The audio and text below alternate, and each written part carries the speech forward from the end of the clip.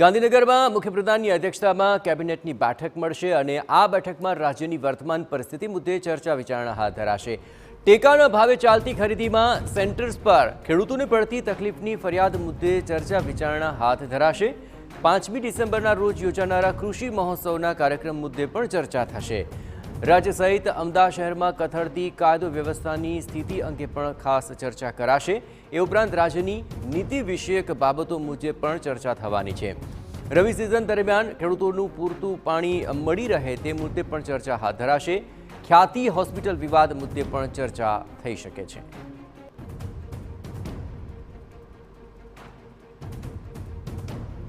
તો આજની આ બેઠક અત્યંત મહત્વપૂર્ણ રહેશે। અનેક એવા મુદ્દાઓ છે કે જેને લઈને ચર્ચા વિચારણા હાથ ધરાશે અને યોગ્ય નિષ્કર્ષ પર પહોંચી શકાશે। પાછલા થોડા દિવસોની અંદર ઉઠેલા મુદ્દા જેમાં કે ખ્યાતિ હોસ્પિટલ વિવાદનો મુદ્દો છે, આ ઉપરાંત ખેડૂતો સંબંધી તમામ મુદ્દાઓ છે, આગામી સમયના આયોજનો જેમાં કૃષિ મહોત્સવના તમામ બાબતોને લઈને આ બેઠક અત્યંત મહત્વપૂર્ણ બની રહેશે।